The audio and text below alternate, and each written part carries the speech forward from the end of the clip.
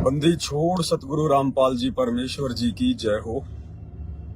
सभी भाई बहनों को दास की तरफ से प्यार भरा सत साहिब। कुछ एक जानकारियां थी छोटी छोटी, ज्यादा लंबे समय तक लाइव नहीं आएंगे, 15-20 मिनट का लाइव है। आप भाई बहन तब तक वीडियो को थोड़ा शेयर कर दें, तब तक दास परमात्मा का जयकारा लगा लेता है। या तो 6:30 परमेश्वर जी की जय हो। सभी भाई बहनों को दास की तरफ से प्यार भरा सब।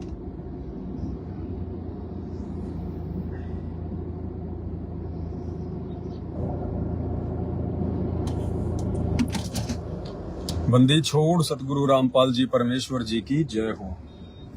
परम पिता परमात्मा, सारी सृष्टि के रचनहार, कुल मालिक, असंख्य ब्रह्मांडों के स्वामी, जगत गुरु, तीनों लोकों में प्रवेश करके सबका भरण पोषण करने वाले राजाधिराज, आत्माधार, नाथों के नाथ, देवों के देव महादेव, सर्वेश्वर महेश्वर, मृत्युंजय, अजरो अमर, आदि अनादि सनातनी प्रभु, जगत पिता जगदीश्वर, श्री श्री 1008 की उपाधि के वास्तविक अधिकारी, अकाल मूर्त सौद स्वरूपी राम वासुदेव, सर्वगतम ब्रह्म, परम पूज्य, प्रथम पूज्य, परम संत, परम पुरुष, परम धनी, परम दयालु, सत्य कबीर, हक्का कबीर, अल्लाहु कबीर, अल्लाहु अकबर, बाखबर, अल्लाह ताला, जगत के तारणहार, जगत के मुक्तिदाता, जगत के जगन्नाथ, हारे के सहारे, हिंदुओं के राम, मुसलमानों के अल्लाह, सिखों के वाहिगुरु, ईसाइयों के मसीह, दया के सागर दयानिधि, करुणा के सागर करुणानिधि, स्वयं भू परिभू, संकट मोचन, कष्ट हरण, मंगल करण, दुख भंजन, अविगत कबीर,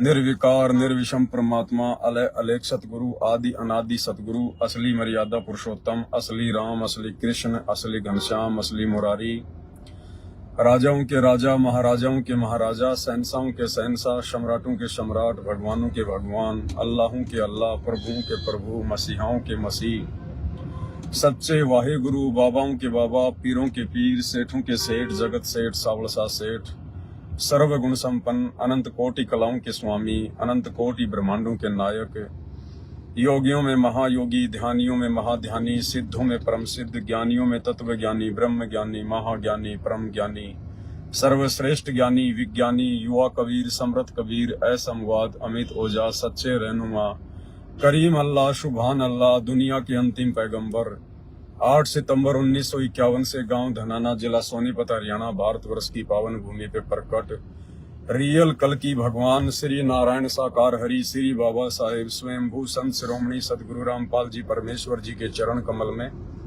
साध संगति से जुड़े हुए सभी सत्सेवक भाई बहनों का अनंत कोटि दंडवत प्रणाम। सत्साई भाई और बहनों, दया परमपिता परमेश्वर जी की, सतगुरुदेव भगवान की विशेष रजा से आप और हम सभी सत्सेवक आत्माएं साथ संगति से जुड़ी हुई हैं। गुरुदेव भगवान की विशेष मेहर है। कुछ एक बातें थी भाई और बहनों, हल्की फुल्की, सामान्य लोगों के लिए वो बातें सामान्य हो सकती हैं, या उन भक्तों को भी वो बातें सामान्य लग सकती हैं जो भगत अभी पूरी तरह से गुरुदेव भगवान के मिशन से, उनके तत्व ज्ञान से परिचित नहीं है। सबसे पहली बात तो ये भाई और बहनों, आप जी जब सतगुरु रामपाल जी भगवान के सत्संग सुनते हैं यूट्यूब पर, तो यूट्यूब पर आप जी ध्यान रखना, जिन जिन भक्तों ने अपने यूट्यूब के चैनल मोनेटाइज करवा रखे हैं पैसे कमाने के लिए, यदि आप किसी भी भगत भाई का या आश्रमों से जुड़े हुए किसी भी व्यक्ति का यूट्यूब चैनल खोलते हैं सत्संग सुनने के लिए ऑनलाइन, और यदि गुरुदेव भगवान के सत्संग के बीच में यदि ऐड आती है, और ऐड केवल उसी के यूट्यूब चैनल पर आएगी, बार बार आएगी, अगर 1 घंटे का सत्संग है तो तकरीबन 4 से 5 बार उसमें ऐड आ जाती है। कभी कोई क्रिकेट की, कभी कोई अर्धनग्न पहन के लड़कियां आ जाती हैं, कभी कोई मरिंडा का ऐड कर रहा है, या जैसे कोई क्रिकेट का ऐड आ गया। तो हम सत्सेवक भाई बहनों ने विशेषकर इस बात का ध्यान रखना है, यदि आप YouTube चैनल पर ऑनलाइन सत्संग सुन रहे हैं गुरुदेव का, और यदि उस YouTube चैनल पर बीच बीच में ऐड आती है सत्संग में, तो आपने उस YouTube चैनल को अनसब्सक्राइब कर देना है। यदि आपने पहले से उसको फॉलो कर रखा है, उसको सब्सक्राइब कर रखा है, और यदि उसके यूट्यूब चैनल पर ऐड लगती हैं, ऐड चलती हैं, यदि उसने पैसे कमाने के लिए उसको मोनेटाइज करवा रखा है, तो उस यूट्यूब चैनल पे हम भगत भाई बहनों ने गुरुदेव के सत्संग नहीं देखने हैं, नहीं सुनने हैं। क्योंकि उस भगत ने जो अपने चैनल को मोनेटाइज करवा रखा है वो गुरुजी के विधान के खिलाफ है। मोनेटाइज क्यों करवाते हैं? क्योंकि उनको पैसे मिले। जितने ज्यादा लोग देखेंगे उतना ज्यादा उनके पास में अकाउंट में यूट्यूब से पैसा आता है। तो सबसे पहला दोषी तो वो भगत परमात्मा का यहां बन गया कि उसने परमात्मा के सत्संगों को, परमात्मा के ज्ञान को उसने पैसे कमाने का जरिया बना लिया, उसने धर्म को धंधा बना लिया। भाई और बहनों देखो, काल भगवान हमें सूक्ष्म रूप से परमात्मा की मर्यादाओं से दूर करेगा। मोटी मोटी मर्यादा गुरुदेव भगवान ने बता दी हैं, सूक्ष्म मर्यादाएं भी साथ संगति के माध्यम से हमें पता चलती जा रही हैं। लेकिन बहुत सारी चीजें ऐसी हैं जो भगत समझ नहीं पाता, भगत सोच नहीं पाता। क्या यहां भी काल का दाव है? क्या यहां भी कोई काल का खेल है? जी हाँ, यूट्यूब चैनल को या फेसबुक चैनल को पैसे कमाने के लिए मोनेटाइज करवाना, ये भी काल की सूक्ष्म चाल है। तो जिस भी भगत भाई के यूट्यूब चैनल पर आप जी सत्संग सुनते हैं और यदि उसने चैनल को मोनेटाइज करवा रखा है, तो आप जी दोबारा से उस चैनल पे सत्संग ना सुने। और यदि आपने उसको सब्सक्राइब कर रखा है तो उस यूट्यूब चैनल को आप जी अनसब्सक्राइब कर दें, क्योंकि हम किसी के भी गलत काम में उसका सहयोग नहीं दे सकते। फिर पहली बात तो उसने गुरुदेव के सत्संगों को कमाई का जरिया बना लिया, ये उस भगत की सबसे बड़ी उसकी गलती है। फिर आम जो भगत हैं, जो बेचारे सत्संग सुनते हैं उन चैनलों पर, उनको क्या नुकसान होता है? सबसे बड़ा नुकसान फिर उन भक्तों को है, आप और हम जैसे भक्तों को, जो ऐसे यूट्यूब चैनलों पर सत्संग सुनते हैं। आपने सत्संग सुनना शुरू किया उस यूट्यूब चैनल पर, 10 मिनट तक आप जी सत्संग सुन रहे हैं, आपका ध्यान बिल्कुल परमात्मा की वाणियों पे केंद्रित है, बहुत ही अच्छी परमात्मा की वाणियां हैं, या गुरुदेव ने ऐसा कोई टॉपिक शुरू कर रखा है कि हमारा ध्यान हर कहीं से हटकर केवल गुरुदेव के वचनों पे लगा हुआ है, हम लोग एकाग्रचित हैं। अब अचानक से उस यूट्यूब चैनल पर अचानक से सत्संग के बीच में ऐड आ जाता है, कोई पेप्सी का, कोई कैंपा कोला का, या जैसे कोई क्रिकेट वगैरह का है, क्योंकि किसी भी प्रकार का ऐड आ सकता है। जिसने अपने चैनल को पैसे कमाने का जरिया बना रखा है, मोनेटाइज करवा रखा है, तो उस पर यूट्यूब चैनल वाले किसी भी प्रकार का कोई भी अश्लील, किसी भी कंपनी का विज्ञापन, यानी किसी भी प्रकार का वो लोग जो है ऐड उसमें दे सकते हैं। तो जैसे हम लोग सत्संग सुन रहे हैं, गुरुजी बहुत अच्छी बात बता रहे हैं, हमारा ध्यान बिल्कुल परमात्मा की वाणी पे हम लोग एकाग्रचित हैं, और अचानक से उसमें म्यूजिक शुरू हो जाता है, डम डम शुरू हो जाता है, उसमें आधे कपड़े पहन के वो लड़कियां आ जाती हैं, डांस करने लगती हैं, तो अचानक से हमारा ध्यान परमात्मा के सत्संग से हट जाता है। और उस समय इस आत्मा को बिल्कुल भी अच्छा नहीं लगता। उस समय वो भगत यही सोचता है कि यार ये बीच में कहां से बकवाद आ गई, मेरा पूरा ध्यान, मेरा पूरा फोकस मेरे गुरुजी के ऊपर था, सत्संगों के ऊपर था। यानी काल अचानक से आपके ध्यान को तोड़ देता है, हटा देता है।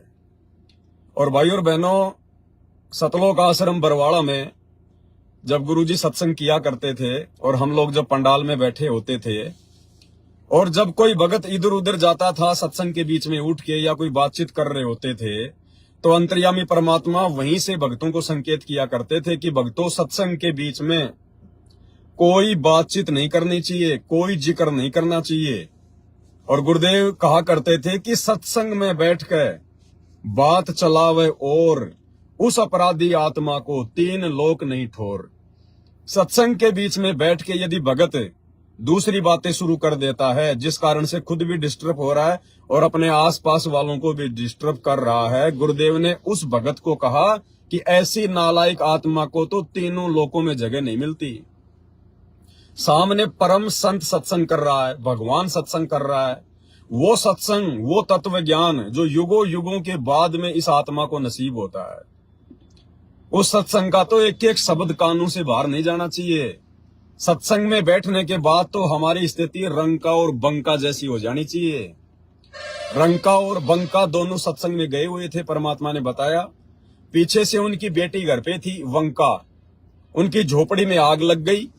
एक ही झोपड़ी थी उनकी, सारा सामान उनका खाक हो गया। लड़की दौड़ के गई।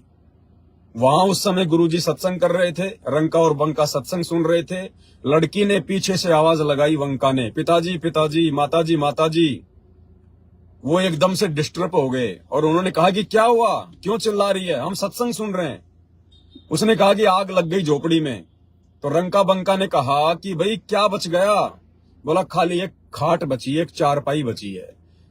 तो वो उस समय इतने दुखी हुए जब उनको सत्संग के बीच में आके डिस्टर्ब किया गया, उनका ध्यान तोड़ दिया गया अचानक से। तो वो इतने दुखी हुए, इतने नाराज हुए, उन्होंने अपनी बेटी से कहा कि बेटी उस चारपाई को भी जाके और आग में डाल दे। अगर ये चारपाई नहीं बचती तो तू दौड़ के यहां नहीं आती, और तू नहीं आती तो सामने भगवान बैठ के सत्संग कर रहे हैं, हमें किसी प्रकार का कोई डिस्टर्ब नहीं होता।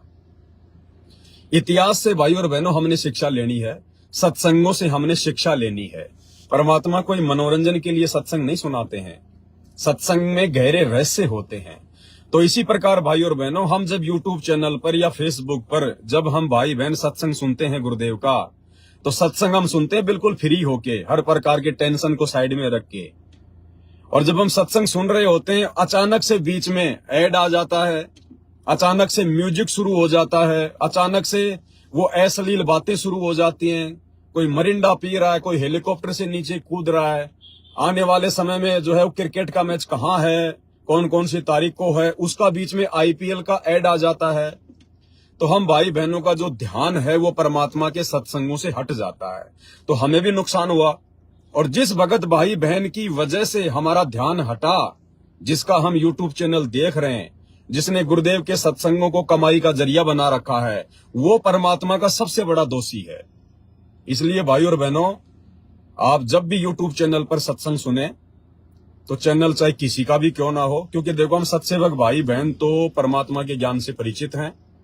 हम तो अपने यूट्यूब चैनलों को मोनेटाइज नहीं करवाते हैं, और ना किसी भगत भाई ने जो सत्सेवक है उसने ये करवा रखा है। क्योंकि समर्थ भगवान है, मर्यादा में रहेंगे, भक्ति करेंगे, गुरु को प्रसन्न करेंगे, तो सत्संगों को पेट कमाई का जरिया नहीं बनाना पड़ेगा। सत्संग को धंधा वो बनाता है, सत्संग को पैसे कमाने का जरिया वो बनाता है जिसको अपने गुरुदेव भगवान पर विश्वास नहीं, उनकी भक्ति पे विश्वास नहीं है। तो भाई और बहनों, ये काल की सूक्ष्म चाल है। यूट्यूब चैनलों को मोनेटाइज करवाना और फिर पैसे कमाना, ये वो भगत परमात्मा का सबसे बड़ा दोषी बनता है, क्योंकि उसने सत्संग को कमाई का जरिया बना लिया, जबकि भक्ति कभी भी कमाई का जरिया नहीं होती है। तो अगर वो भाई समझ सकें तो बहुत अच्छी बात है, अगर नहीं समझें तो कोई बात नहीं। लेकिन हम सत्सेवक भाई बहनों ने ऐसे भगत भाइयों के चैनलों पर सत्संग नहीं सुनना है जिसने अपने यूट्यूब चैनल को मोनेटाइज करवा रखा है। बीच बीच में ऐड आती है, और बहुत सारे यूट्यूब चैनल हैं जो मोनेटाइज नहीं है, हम वहां पर जाकर सत्संग सुन सकते हैं। तो जब तक हम इनके कुक्रम में साथ नहीं देंगे तब तक वो लोग छोड़ेंगे कैसे? गुरुदेव भगवान कहते हैं जब तक हम शादी विवाह में जाना छोड़ेंगे नहीं, जन्मदिन पार्टी में जाना छोड़ेंगे नहीं, तो वो लोग मनाना कैसे छोड़ेंगे? तो इसी प्रकार हमने उन भगत भाई बहनों के चैनलों पर, चाहे यूट्यूब का चैनल हो चाहे फेसबुक का चैनल हो, हमने बिल्कुल भी सत्संग नहीं सुनने हैं यदि उन्होंने अपने यूट्यूब चैनल को या फेसबुक पेज को मोनेटाइज करवा रखा है तो, क्योंकि वो भी परमात्मा का दोषी हो रहा है। और ऐसे व्यक्ति के चैनलों पर सत्संग सुनकर हम सत्संग से भी बाधित होते हैं, हमारा ध्यान भी भंग होता है। बीच में 4-5 बार 1 घंटे में ऐड आ जाती है, वो फालतू की बातें हमारे दिमाग में काल घुसेड़ देता है, सत्संग से हमारे ध्यान को हटाता है।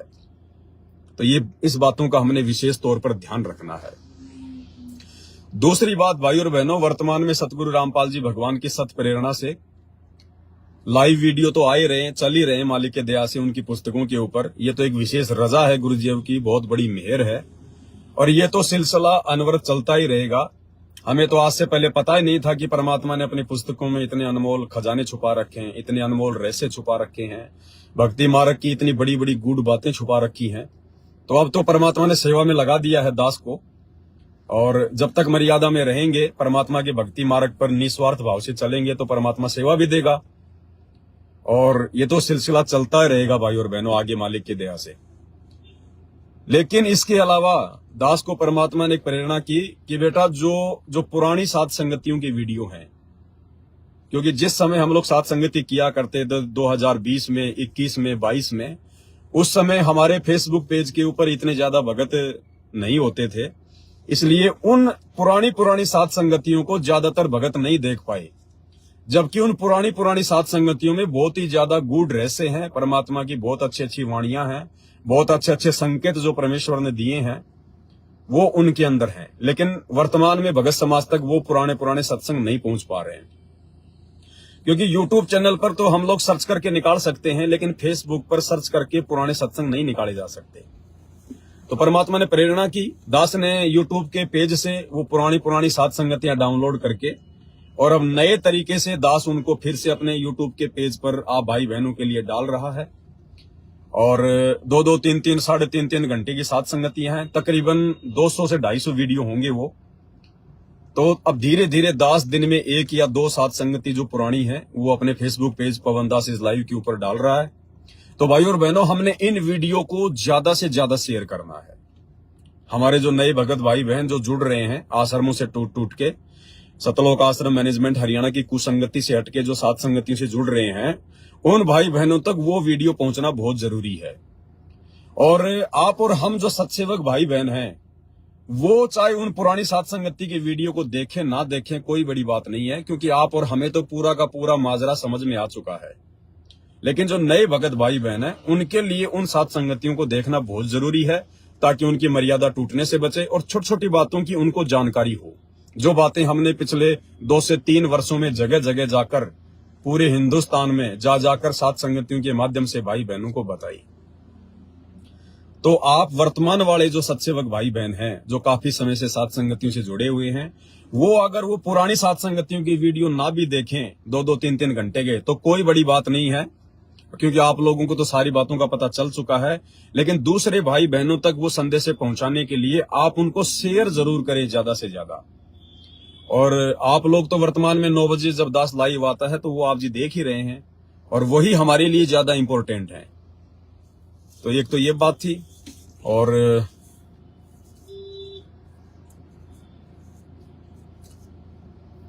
बस ज्यादा कुछ नहीं, ये 1-2 ही बातें थी मालिक की दया से। और तीसरी बात ये है भाई और बहनों, देखो दास के जो वीडियो हैं या साध संगति से जुड़ी हुए किसी भी भगत भाई की अगर वीडियो हैं, तो भाई बहन तो अपनी तरफ से बहुत ही अच्छी बातें बताने का प्रयास करता है मालिक के दया से, गुरु जी के सत्संगों को आधार भी बनाता है, बहुत अच्छी बात है। तो सब भक्तों ने लाइव आना चाहिए, ये तो परमात्मा की सेवा है भाई और बहनों। जो काम परमात्मा पिछले 8-9 वर्षों से इस पवन दास को निमित्त बना के करवा रहे हैं, ये सोशल मीडिया भगवान ने हमें दी है प्रचार प्रसार के लिए, और गुरुदेव के सत्संगों को आधार बनाकर जो हम सात संगतियां करते हैं, शंका समाधान के प्रोग्राम होते हैं, ज्ञान चर्चा होती है, तो ये जो सेवा है, ये जो कार्य है, ये अकेले कोई पवन दास का नहीं है। ये काम तो सतगुरु रामपाल जी भगवान की करोड़ों की संगत है, चाहे लाखों की संगत है, उसमें से प्रत्येक भगत भाई बहन की जिम्मेदारी बनती है। जो परमात्मा दास से करवा रहे हैं, ये तो प्रत्येक भगत भाई बहन ने बहुत ही पहले से शुरू कर देना चाहिए था। इस दास के माध्यम से तो परमात्मा एक संदेशा दे रहे हैं कि भाई आप लोगों ने भी इसी प्रकार से अपने गुरुदेव के ज्ञान को आधार बना के और अपने अन्य भगत भाई बहनों को समझाने के लिए, जगत वाले भाई बहनों को समझाने के लिए, भाई जब हमें पता चल गया कि हमारे गुरुजी अज्ञान और पाखंड के खिलाफ हैं, तो गुरुदेव का सहयोग कौन करेगा? वही बच्चे करेंगे जो गुरुदेव से उपदेश प्राप्त हैं और जो गुरुदेव के आशीर्वाद से उनके ज्ञान को थोड़ा बहुत समझ चुके हैं। तो आप और हम भगत भाई बहनी तो गुरुदेव के मिशन में उनका सहयोग करेंगे। तो इसी प्रकार ये तो संत रामपाल जी के प्रत्येक भगत की जिम्मेदारी बनती है कि वो लाइव आके गुरुदेव के सत्संगों के ऊपर ज्ञान आधारित बातें करे, चर्चा करे, भाई बहनों को समझाए। लेकिन ये लाइव आकर समझाना केवल उसी को सूट करेगा भाई और बहनों जो खुद गुरु जी की मर्यादा में होगा। जो बातें हम लाइव आकर बोलते हैं, यदि हमारा खुद का आचरण और व्यवहार यदि उन बातों के विपरीत है, तो ना तो किसी के ऊपर हमारी बात का असर होगा और हम भी गुरु जी के दोषी बनेंगे।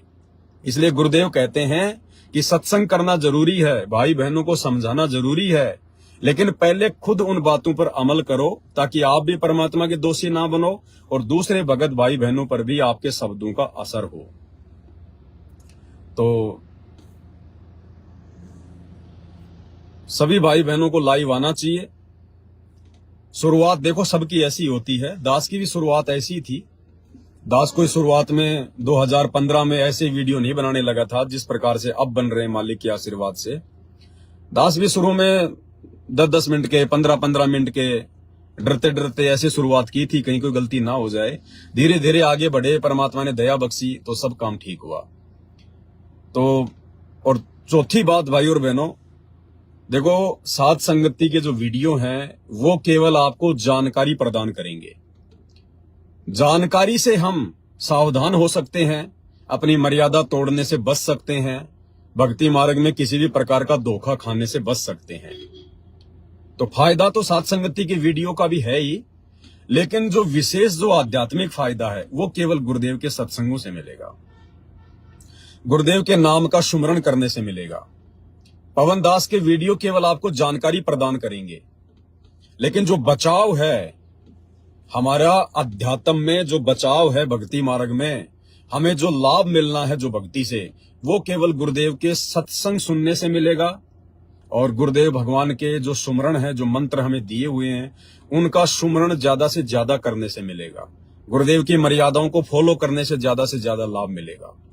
इसलिए मुझदास के जो वीडियो हैं वो आप जी कभी कभार देख सकते हैं, जब आपको समय मिले, जब आपके पास में एक्स्ट्रा समय हो। एक्स्ट्रा समय का मतलब है जब आप फ्री हो, जब आप सत्संग सुन के भी आपका मन ऊब चुका है कि यार सत्संग सुन लिया, आज तो 1 घंटे का सुन लिया, 2 घंटे का सुन लिया, मंत्र भी हो गए तकरीबन पूरे हो गए, फिलहाल कोई काम नहीं है, फ्री है। तो ऐसे फ्री समय का उपयोग आप जी साथ संगति के वीडियो देख के कर सकते हैं, ताकि आपको आगे से आगे जानकारी मिलती रहे। अन्यथा हमने ज्यादा से ज्यादा गुरु जी के सत्संगों को महत्व देना है, क्योंकि भक्ति से हमारा बचाव होगा, भक्ति से हमारा मोक्ष होगा, मुक्ति होगी, परमात्मा प्रसन्न होंगे। और एक्स्ट्रा जो समय होता है उस समय का सदुपयोग फालतू के सोच विचार करने में, इधर उधर दौड़ने में, भागने में ना वेस्ट करके और साथ संगति की वीडियो आप जी देखिए। क्योंकि भाई और बहनों देखो बहुत सारी बातें हैं, दास भी नहीं चाहता कि कहीं मैं परमात्मा का दोषी हो जाऊं। जितना मुझे परमात्मा प्रेरणा करते हैं उतने विचार मैं आप भाई बहनों के सामने आकर रख देता हूं। क्योंकि मेरा तो सिंपल सा फंडा है भाई और बहनों, भगत बन के भक्ति करनी है, अपना यहां से पीछा छुड़वाना है। इस पवन दास ने कभी जिंदगी में भी नहीं सोचा था कि इस लाखों करोड़ों की संगत में दास इस प्रकार से लाइव आके वीडियो बनाएगा, भाई बहनों को समझाएगा। हम कभी सोच भी नहीं सकते थे भाई और बहनों, सोच भी नहीं सकते थे। क्योंकि एक तो वैसे ही सतगुरु रामपाल जी भगवान के सत्संग इतने गूढ़ रहस्य युक्त हैं, वेद और गीता को समझना बहुत आसान है, लेकिन संत रामपाल जी के सत्संगों को समझना महाभारत है।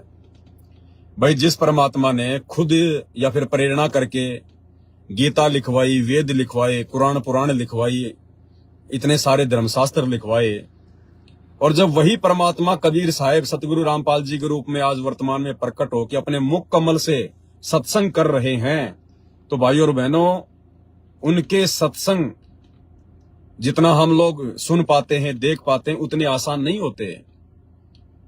सुनने में तो बहुत मतलब ऐसा लगता है कि बड़े आसान सत्संग है, बड़ी अच्छी अच्छी भाषाएं हैं, लेकिन उन वाणियों का जो रहस्य है, परमात्मा कहानी क्या सुना रहे हैं, कथा क्या सुना रहे हैं, बात क्या बता रहे हैं और समझाना क्या चाह रहे हैं उसके माध्यम से, तो उन सत्संगों का जो मर्म होता है, जो रहस्य होता है, वो सांकेतिक होता है।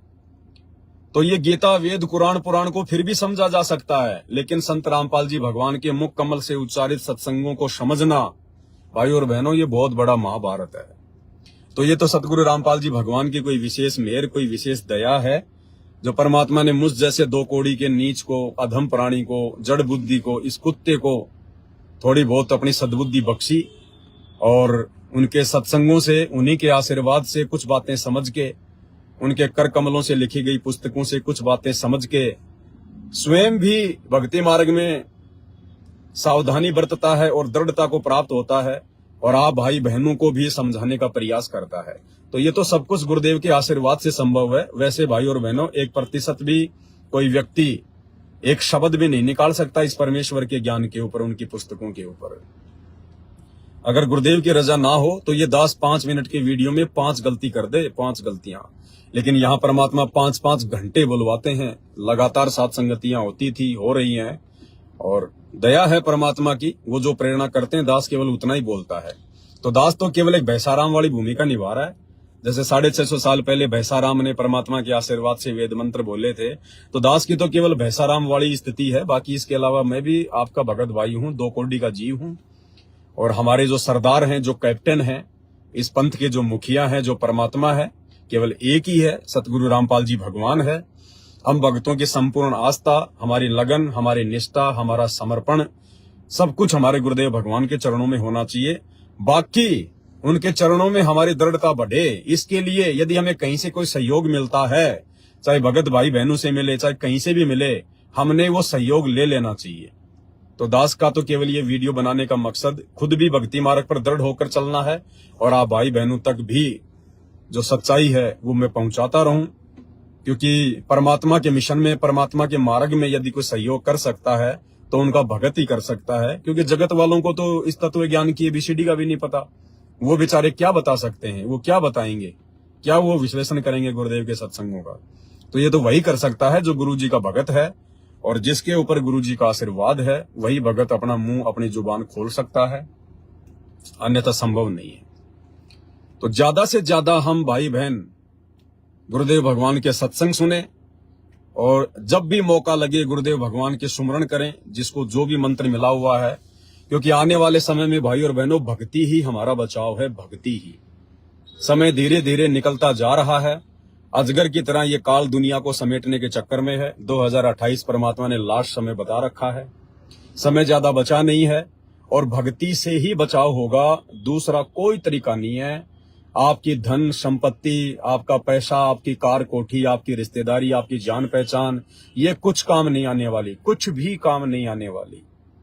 एक छोटी सी बात है, आदमी बीमार हो जाता है, हॉस्पिटल में एडमिट हो जाता है, उसको शरीर से परेशानी होती है, पीड़ा होती है। अब उसका रिश्तेदार भी आ जाएगा, पैसा भी उसके पास खूब है, उसकी जान पहचान भी खूब है, लेकिन वो पीड़ा को मिटा नहीं सकते, वो दर्द को कम नहीं कर सकते। वो रिश्तेदार, वो झूठी सांत्वना दे सकते हैं आके, इससे ज्यादा कुछ नहीं कर सकते। आपके पास पैसा है, आप डॉक्टर को बोल दोगे, डॉक्टर साहब पैसे की चिंता मत करना, 1000 की जगह चाहे लाख लग जाएं, लेकिन हमारा जो आदमी है मरना नहीं चाहिए। तो डॉक्टर प्रयास कर सकता है, लेकिन वो पैसा आपके शरीर की पीड़ा को नहीं मिटा सकता। पीड़ा तो परमात्मा की भक्ति से, उनके आशीर्वाद से मिटेगी, उनकी रजा से मिटेगी। तो आने वाला समय तो भाई और बहनों बहुत ही ज्यादा खतरनाक है, ये कहने की आवश्यकता नहीं है। जगत वाले तो देखो बेचारे नादान हैं, अभी उनको भक्ति मार्ग का ज्ञान नहीं है, अभी वो सत्संगों से अपरिचित हैं, उनको पता ही नहीं कि सत्संग होते क्या है। ना उन्हें परमात्मा की पहचान है, ना उन्हें गुरुदेव भगवान की पहचान है, और ना फिलहाल थोड़े बहुत जो उनको काल के सुख प्राप्त है, उस आधार से ना उनको सत्संगों की जरूरत है, ना भगवान की जरूरत है। लेकिन आप और हमारी आंखें परमात्मा ने समय से खोल दी हैं, क्योंकि हम परमेश्वर की विशेष आत्मा है, उनकी प्यारी आत्मा है, और परमात्मा अपनी विशेष आत्माओं को ही समय से पहले जगाता है, चेताता है, ताकि हम गलतियां करने से बचें, धोखा खाने से बचें। तो ये आप और हमारे ऊपर गुरुदेव भगवान की विशेष रजा, विशेष मेहर है, इसको हम बना के रखें। और फालतू के समय में, खाली समय में हम साथ संगति की वीडियो सुने, वीडियो देखें। बाकी जब भी दाव लगे हम परमात्मा के ही सत्संग सुने, परमात्मा का ही सुमरण ज्यादा से ज्यादा करें, परमात्मा का ही चिंतन मनन हम ज्यादा से ज्यादा करें। यही दास की आप सभी भाई बहनों से हाथ जोड़ के प्रार्थना है, क्योंकि भाई और बहनों हम सब जीव हैं, हम भगत हैं, हम सब ने मोक्ष चाहिए, और मोक्ष केवल भगवान दे सकता है, भगवान की पहचान हमें हो सकती है। अब हमें ज्यादा से ज्यादा भगवान के नजदीक रहना है। मर्यादा तोड़ने के तो अब हमने सोचनी भी नहीं है।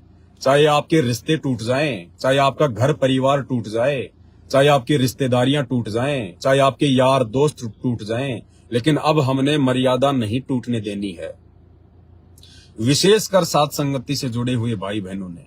क्योंकि अब हमें परमात्मा ने किसी भी प्रकार से समझाने में कोई कमी नहीं रखी है, और हर प्रकार से समझदार होने के बावजूद भी यदि हम गलतियां करेंगे तो भाई और बहनों हम परमात्मा के सबसे बड़े दोषी बनेंगे, सबसे बड़े दोषी।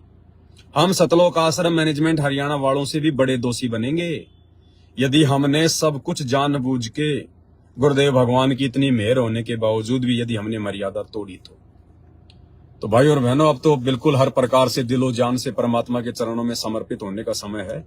ये दाव, ये मौका बार बार नहीं मिलेगा, नहीं लगेगा। भाई और बहनों, आप और हम भी वर्तमान में इतना नहीं समझ पा रहे हैं, इस परमात्मा की भक्ति को इतना महत्व नहीं दे पा रहे हैं जितना देना चाहिए।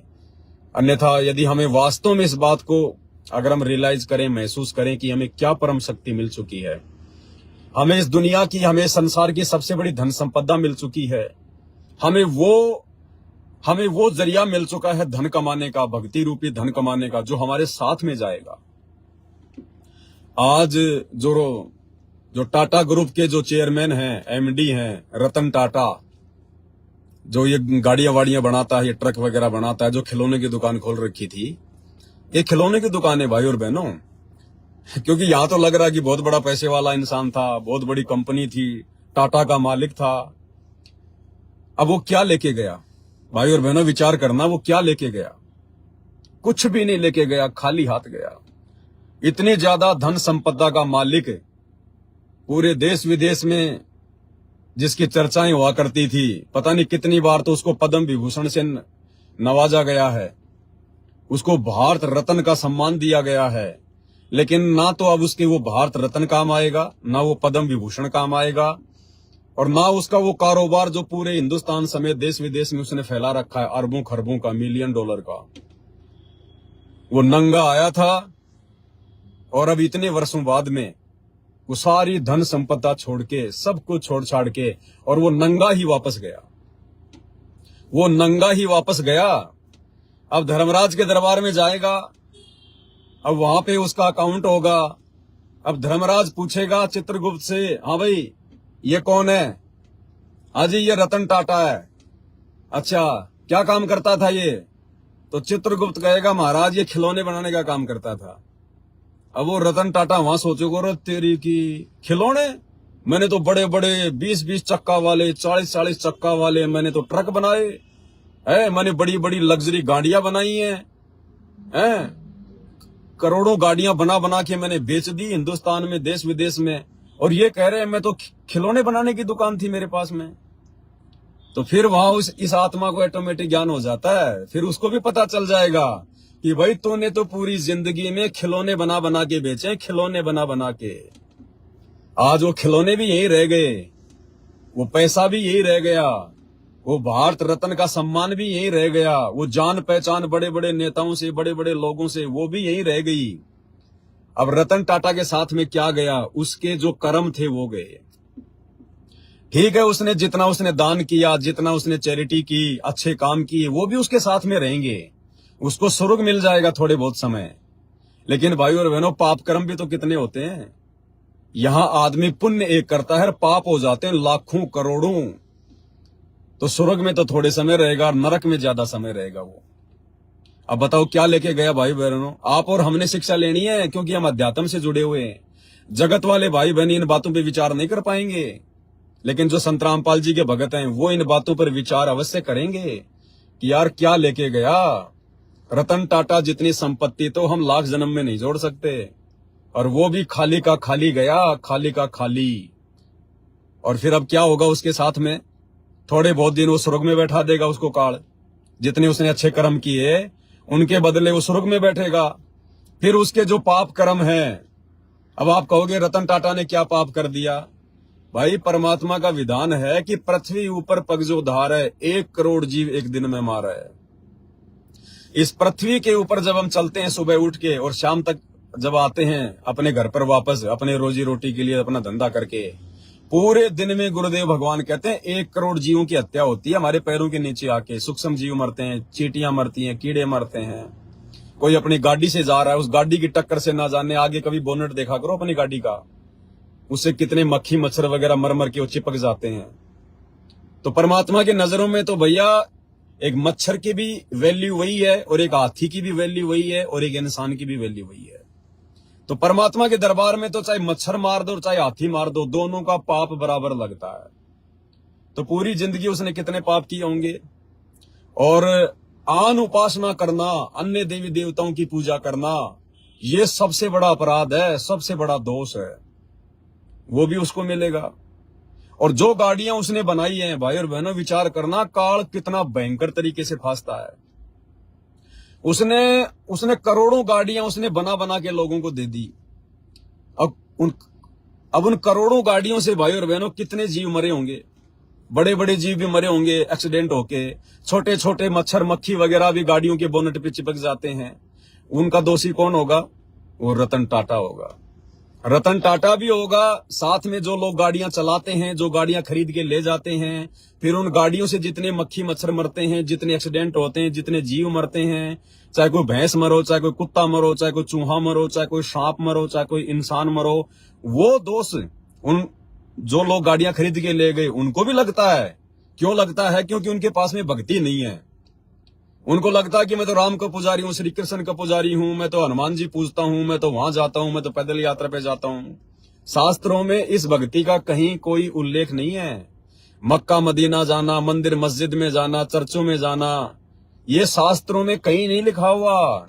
ये सब मनमाना आचरण है, मनमाना आचरण है। वास्तव में क्या है परमात्मा का विधान, उस अल्लाह का क्या विधान है, क्या भक्ति है, वो तो परम संत आके बताएगा, पैगंबर आके बताएगा। अब उसको चाहे पैगंबर कहो चाहे अवतार कहो, बात एक ही है। अनेक अनेक धर्मों के अनुसार अलग अलग नाम है। जैसे मुसलमान धर्म में उसको पैगंबर कह देते हैं, हिंदू धर्म में उनको अवतार कह देते हैं, बात एक ही है। हिंदू लोग जब शाम सुबह आरती करते हैं उसको कहते हैं हम आरती कर रहे हैं, मुसलमान कहते हैं हम लोग नमाज कर रहे हैं। हिंदू लोग जो बल्कि व्रत रखते हैं, मुसलमान धर्म में उसको रोजा रखना कह देते हैं, बात एक ही है। तो वास्तविक विधि तो वर्तमान में सतगुरु रामपाल जी भगवान के पास है और पूरी पृथ्वी पर किसी के पास में नहीं है। तो भाई और बहनों, अब विचार करना, वो रतन टाटा क्या ले गया? वो अच्छे बुरे कर्मों की मालगाड़ी भर के ले गया और थोड़े दिन तो काल उसको स्वर्ग में रखेगा, फिर उसके पाप कर्म भोगने पड़ेंगे, फिर उसको नरक में डालेगा, फिर 84 लाख योनियों में गधा कुत्ता सुअर भी बनना पड़ेगा मेरे भाई। अरे जब एक देश के राजा के ऊपर परमात्मा का विधान है कि एक हरि की भक्ति बिन राजा गधा होए और माटी लदे कुम्हार की घास न डाला कोई। सत्य भक्ति के बिना तो देश का राजा भी मरने के बाद में गधा बनता है, गधा। तो भाई अनिल अंबानी, मुकेश अंबानी, टाटा बिरलों की तो क्या औकात है फिर? तो भाई और बहनों, कहने का मतलब है कितनी अच्छी आत्मा थी और वो रतन टाटा, कितनी अच्छी आत्मा थी। ना उसके पास कोई धन का भाव था और उसने शादी भी नहीं की। उसके ऊपर तो कोई बेटा बेटी का कोई ऋण नहीं, कोई कर्जा नहीं। वो आत्मा अगर भक्ति पे लग जाती तो उसका तो मोक्ष हो जाता। लेकिन काल ने देखो उस आत्मा को भी भक्ति पे नहीं लगने दिया। अब सोचिए आप और हम परमात्मा की कितनी प्यारी आत्मा है कि परमेश्वर ने हमें भक्ति पे लगा लिया। वो अनिल अंबानी, मुकेश अंबानी, देश का प्रधानमंत्री रतन टाटा जैसे परमात्मा की भक्ति पर नहीं लग पाए और आप और हमें परमात्मा ने अपनी भक्ति पे लगा लिया, अपने चरणों में जोड़ लिया। तो सोचिए आप और हम कितनी परमेश्वर की प्यारी आत्मा है, कितनी उत्तम आत्मा है। इसलिए तो गुरुदेव बार बार कहते हैं कि बच्चों, ये ब्रह्मा विष्णु महेश भी तुम्हारे पास सिंह नहीं है। भक्ति के मामले में ब्रह्मा विष्णु महेश भी तुम्हारे आसपास नहीं टिकते। उनकी किस्मत भी इतनी जबरदस्त नहीं है जितनी तुम भक्तों की है जो आज परमात्मा की शरण में आ गए। तो भाई और बहनों, इन सब बातों पे हम लोग विचार करें, क्योंकि हम भगत हैं। परमात्मा ने हमें अब वो बुद्धि दे दी है, हम इन बातों पर सोच सकते हैं, विचार कर सकते हैं। कबीरा सब जग निर्धना धनवंता ना कोई, कि यहाँ की जो संपत्ति है ना, ये चाहे अरबों खरबों चाहे कितनी हो जाओ किसी के पास में, फिर भी वो भिखारी का भिखारी है, क्योंकि वो 1 रुपया साथ नहीं लेके जा सकता। 1 रुपया वो चाहे कितना ही जोड़ जोड़ के धनी बन गया, कितनी फैक्ट्री है उसकी। अरे जब हिंदुस्तान का पैसा पाकिस्तान में नहीं चलता तो यहाँ का जोड़ा हुआ पैसा धर्मराज के दरबार में ऊपर कैसे चलेगा? यहाँ की करेंसी वहां कैसे चलेगी जब पाकिस्तान में नहीं चलता? तो ये विचार करने की बात है भाई और बहनों। वहां तो केवल भक्ति जाएगी साथ में, भक्ति धन सूक्ष्म रूप में साथ में जाएगा। कबीरा सब जग निर्धना धनवंता नहीं कोई, और धनवंता उसी को जानिए जिसके पास राम नाम धन होए। राम नाम धन का मतलब कोई त्रेता युग में आए हुए राजा दशरथ के बेटे राम से नहीं है। राम वो है जो सबका राम है। अरे त्रेता में रामचंद्र जी आए थे, उससे पहले सतयुग था। सतयुग में तो रामचंद्र जी का जन्म भी नहीं था। सतयुग के लोग भी तो राम की भक्ति करते थे। महर्षि वाल्मीकि ने 10,000 साल पहले रामायण लिख दी थी। महर्षि वाल्मीकि राम राम राम राम जाप करता था। उस समय तो राम का जन्म भी नहीं हुआ था। तो वो आदि राम कौन है? सबसे पहला वाला राम, सबका राम। राम राम सब जगत बखाने, पर आदि राम कोई बिरला ही जाने। तो वो आदि राम आज धरती पर स्वयं सतगुरु रामपाल जी के रूप में प्रकट है। मुसलमान जिसको अल्लाह कहते हैं, हिंदू अपना भगवान कहते हैं, सिख जिसे अपना वाहे गुरु कहते हैं, ईसाई जिसे अपना मसीहा कहते हैं, आज वो धरती पर संत रामपाल जी के रूप में प्रकट है।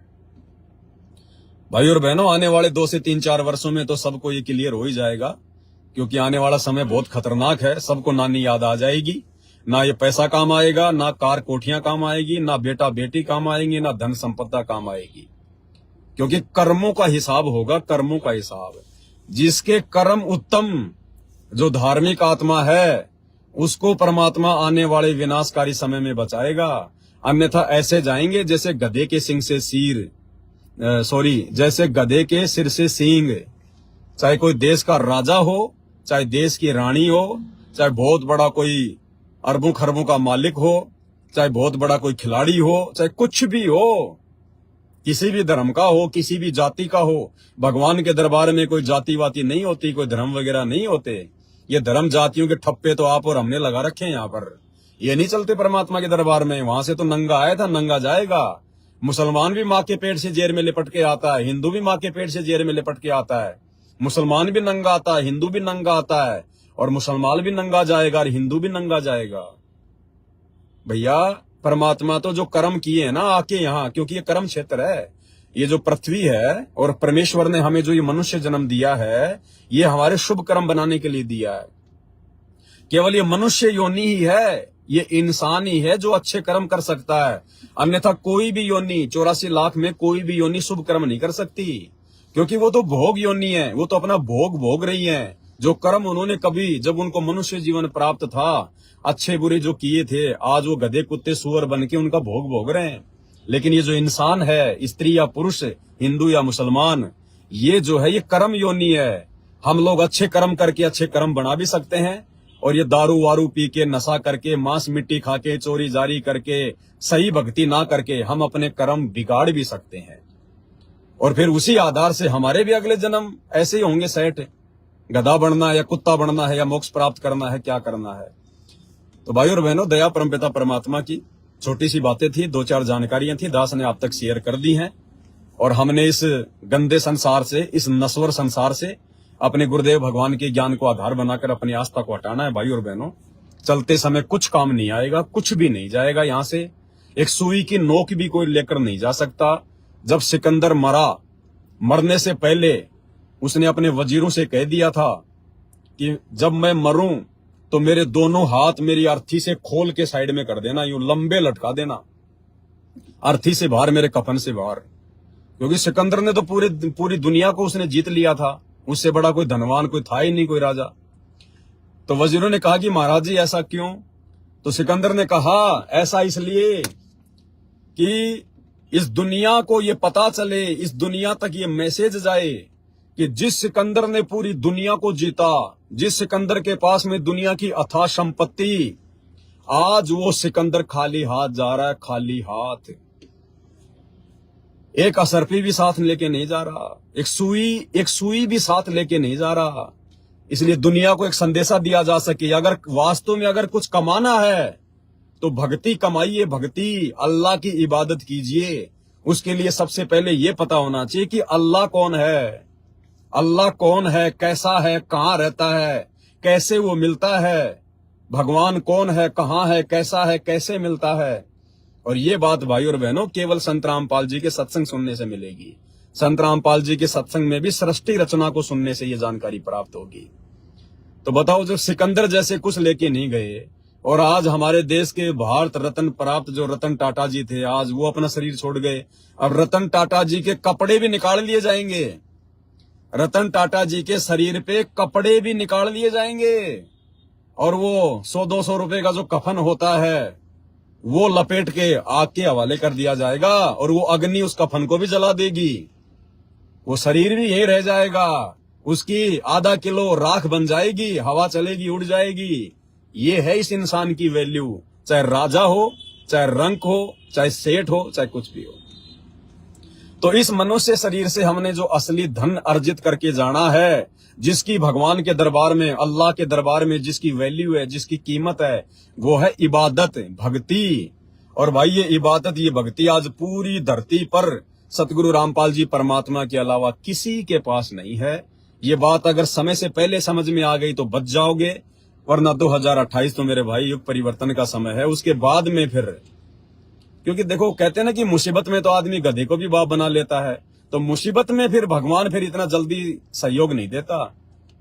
क्योंकि सन 1994 से वो अल्लाह संत रामपाल जी के रूप में धरती पे आकर सत्संगों के माध्यम से चिल्ला चिल्ला के समझा रहा है, गला फाड़ फाड़ के।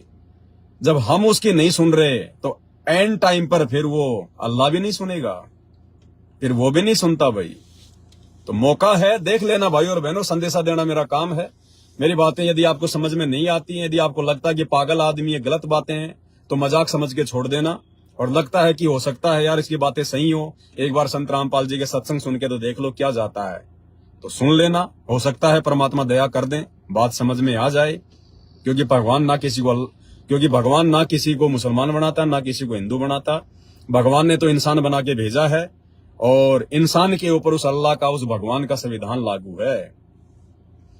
यहां चाहे कितनी मनमर्जी कर लो, मैं मुसलमान, मैं हिंदू, मैं सिख, मैं ईसाई, मैं ये नहीं करूंगा, मैं वो नहीं करूंगा। ऊपर जाओगे वहां कोई अलग से का आपको कोई ऐसा कोई मुसलमान, कोई अल्लाह नहीं मिलेगा जिसने मूंछ कटवा रखी है, टोपी पहन रखी है, दाढ़ी बढ़ा रखी है, पजामा चढ़ा रखा है। अल्लाह ऐसा नहीं है, ऐसी वेशभूषा नहीं पहनता अल्लाह। और हिंदू ना इस बहम में रहना कि ऊपर जाएंगे तो हमारा भगवान हमारे को तिलक लगा के मिलेगा, पीले पीले कपड़े पहन के मिलेगा, चोटा चाटा बढ़ा के मिलेगा। भगवान कैसा है ये जानकारी संत रामपाल जी के सत्संग सुनिए, पता चल जाएगा। अन्यथा भाई और बहन, दुख और तकलीफों के अलावा कुछ नहीं है।